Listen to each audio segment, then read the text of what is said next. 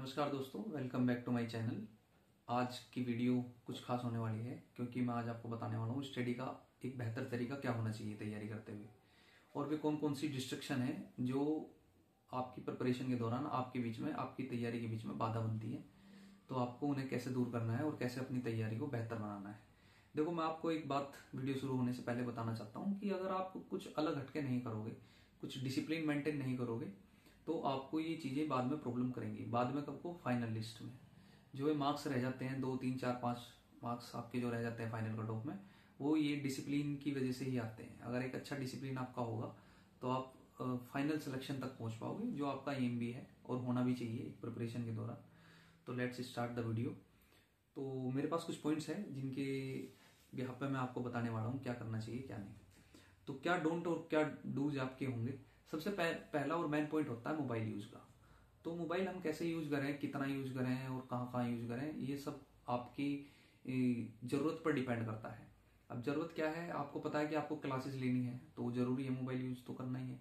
लेकिन मैं आपको मोबाइल यूज से रिलेटेड एक ही चीज बताना चाहूंगा, वो ये है कि जब भी आप प्रिपरेशन कर रहे हो, जब भी आप अपनी टेबल और चेयर पे बैठ जाते हो पढ़ने के लिए, आप लाइब्रेरी जाते हो या घर पे आप अपनी स्टडी करते हो, तो जब भी आप स्टडी करने के लिए बिल्कुल प्रॉपर तरीके से बैठ जाते हो, तब आप अपने फोन की जो नोटिफिकेशंस हैं वे सब ऑफ कर लो।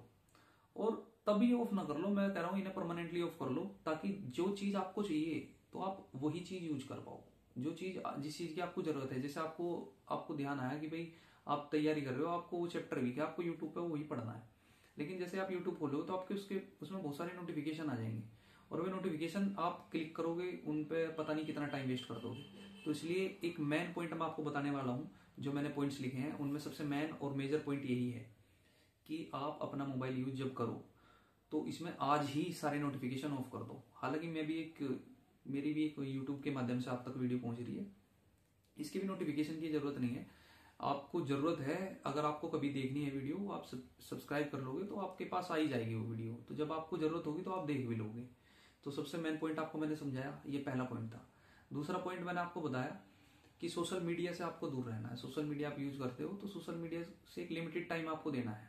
जैसे आप फेसबुक, इंस्टाग्राम वगैरह यूज करते होंगे, हालांकि मैं अपनी प्रिपरेशन के दौरान कोई यूज नहीं किया और उसके बाद अभी ओपन किए हैं दोबारा चीजें, क्योंकि कुछ नहीं होगा, ये 1 2 साल बाद फिर से चीजें आप स्टार्ट कर सकते हो एक बेहतर तरीके से।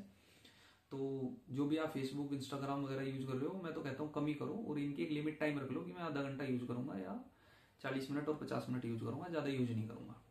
और फिर बात आ जाती है, आपके फोन में जितनी भी एप्लीकेशंस हैं उन सबके नोटिफिकेशन आप ऑफ कर लो, ताकि आप जब आपका मन हो तो आप वही चीज देख पाओ। ऐसा ना हो कि आपका मन नहीं है देखने का फिर भी आप जबरदस्ती देख रहे हो। आजकल वही हो रहा है, आप यूट्यूब पे जाते हो कुछ और देखने के लिए, और देखने कुछ और लग जाते हो, और इससे आपका बहुत सारा टाइम वेस्ट हो जाता है। तो नोटिफिकेशन ऑफ करना है मेनली। सेकंड आपको मैंने बताया सोशल मीडिया से आप दूर रहिए। थर्ड आपका क्या है, टाइम टेबल आपका कैसा होना चाहिए। ये डोंट थे, आपको क्या नहीं करना है। डूज के में क्या है, आपका टाइम टेबल कैसा होना चाहिए। टाइम टेबल कुछ लोग ऐसे बनाते हैं कि मैं 7 से 8 मैथ पढ़ूंगा, 8 से 9 ये करूंगा, 10 से 11 रीजनिंग पढ़ूंगा, 11 से 12 ये पढ़ूंगा। ऐसा आपका टाइम टेबल नहीं होना चाहिए, क्योंकि फिक्स नहीं होता। और माइंड का भी ऐसा नहीं है कि आपका मन 6 से 7 में मैथ्स पढ़ने का ही करे और 7 से 8 में जीके पढ़ने का ही करे। ऐसा नहीं होना चाहिए। टाइम टेबल में आपका ये होना चाहिए कि आप एक दिन ये सोच लो और ये देख लो अपना पूरा क्राइटेरिया कि आपके पास कितने घंटे हैं, कितने आवर्स है आप पूरे दिन में पढ़ सकते हो ऑन एन एवरेज। अगर आपके पास 6 घंटे है, 8 घंटे है, 10 घंटे है, और उसे लिमिटेड बनाओ। जैसे आपको फिक्स कर लो कि मेरे पास पूरे दिन ये सारा काम करने के बाद 6 घंटे बचते हैं तो मैं 6 घंटे पढ़ाई करूंगा। कुछ लोग ऐसे हैं जो फ्री हैं पढ़ाई के लिए, पूरा दिन उनके पास फ्री है, तो वे भी लिमिटेड कर लो एक टाइम कि मैं 10 ही घंटे पढ़ूंगा। ऐसा नहीं कि सुबह गए लाइब्रेरी में 8 बजे और रात को 10 बजे घर आ रहे, और उसके बीच में बहुत सारा फोन यूज कर लिया, बहुत सारी चीजें कर ली, वो सारी माइंड को आपको डिस्टर्ब ही करेगी।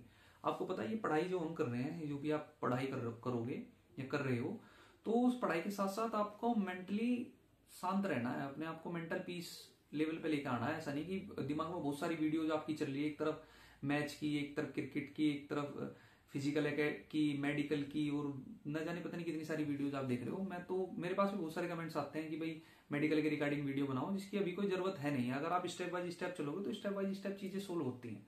तो अभी आपका फोकस होना चाहिए रिटेन पर, अपने रिटेन एग्जाम पर। अगर आप रिटेन दे रहे हो, अगर आप फिजिकल मोड पे हो तो फिजिकल की 1 2 वीडियो देख लो। ऐसा नहीं कि पूरा दिन वीडियो देख रहे हो, क्योंकि वीडियो से नहीं कुछ होना ज्यादा, आपके एफर्ट्स ही काम करेंगे।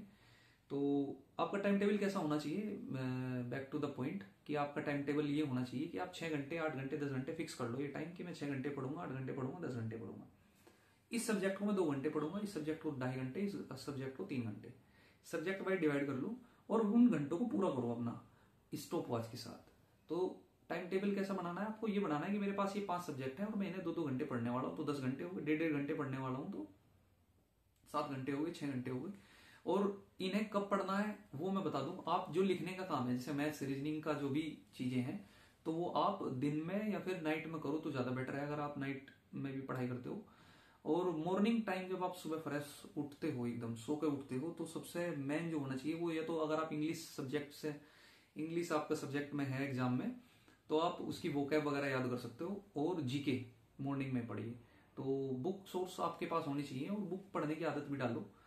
तो आपको क्या करना है, मॉर्निंग में ज्यादातर याद करने की चीजें, क्योंकि फ्रेश रहता है माइंड और आप याद कर सकते हो। और जो मैथ्स वगैरह का चीज है वो दिन में या फिर नाइट में आप पढ़ सकते हो मैथ्स के लिए। एक पॉइंट है आपका कि बार बार उठने की आदत नहीं होनी चाहिए आपके पास टेबल से।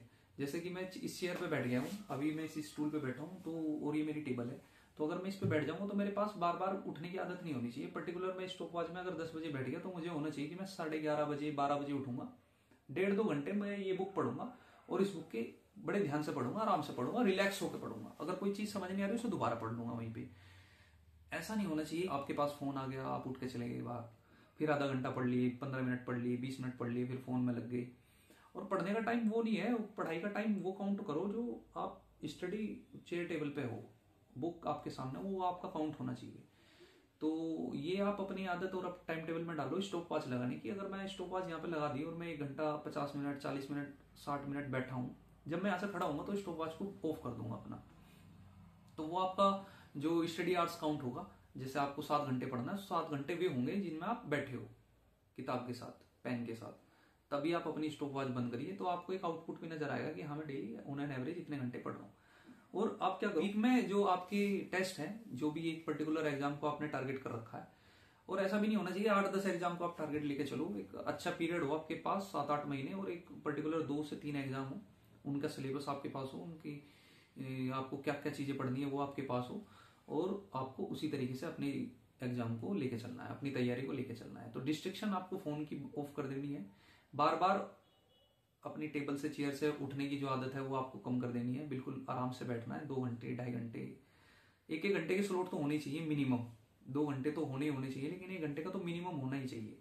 नोटिफिकेशन ऑफ कर देनी है और साथ साथ सोशल मीडिया ऑफ कर देना है। और एक चीज और मैं आपको बताना चाहूंगा कि अगर आप इस साल जॉब लेना चाहते हैं तो इस साल आपके पास ये होनी चाहिए कि मैं इस साल बाहर कम से कम घूमूंगा। यानी कि जितने भी आपकी शादी है, ब्याह है, कहीं भी घूमने फिरने के लिए जाना है, उन्हें आप बंद कर दो 1 साल के लिए, कोई दिक्कत नहीं होती। 1 साल आप बंद हो सकते हो। कहना का मतलब बंद नहीं है, फिजिकल वर्क भी आप कर सकते हो साइड में, लेकिन टाइम टेबल में ये कुछ मेन पॉइंट्स हैं जो मैं आपको बताना चाहता था। मेन पॉइंट्स यही थे जो मैंने आपको बताए। तो मेन पॉइंट्स में यही है, आप जो भी एग्जाम टारगेट कर रहे हो वीक में, उसके वीक जैसे संडे है, आप उस दिन अपने आप को रिलैक्स कर सकते हो पूरे टाइम टेबल से, और उस दिन आप सिर्फ टेस्ट दे सकते हो और उस टेस्ट के बाद उसे एनालाइज कर सकते हो, थोड़ा बहुत घूम फिर सकते हो। तो ये चीजें हैं, अपने माइंड को भी आपको रिलैक्स रखना है और अपनी स्टडी पर भी फोकस करना है, और स्टडी के लिए आपके जो मेन डिस्ट्रिक्शन है उसे दूर रखना है। Thank you so much. यहाँ तक थी ये वीडियो, और ये था मैंने आपको जो बताया क्या आपको करना है। एक छोटी वीडियो में आपको ये समझाने की कोशिश की है कि कुछ आपके डिसिप्लिन होनी चाहिए जिससे कि आप कुछ अलग कर पाओ, और कुछ अलग होने की वजह से ही कुछ अलग दिख पाओ अपने एग्जाम क्लियर करने के बाद, सिलेक्शन लेने के बाद। Thank you so much. अगर आपको वीडियो यहाँ तक आपने देखी है तो चैनल को सब्सक्राइब कर दीजिए। और मैंने दिल्ली पुलिस हेड कांस्टेबल और दिल्ली पुलिस कांस्टेबल से रिगार्डिंग कुछ वीडियोज अपलोड की हैं, आप अगर उन्हें देखना चाहते हैं और आपके कुछ डाउट्स हैं तो आप उन्हें देख के अपने डाउट्स क्लियर कर सकते हैं। थैंक यू सो मच यहाँ तक वीडियो देखने के लिए।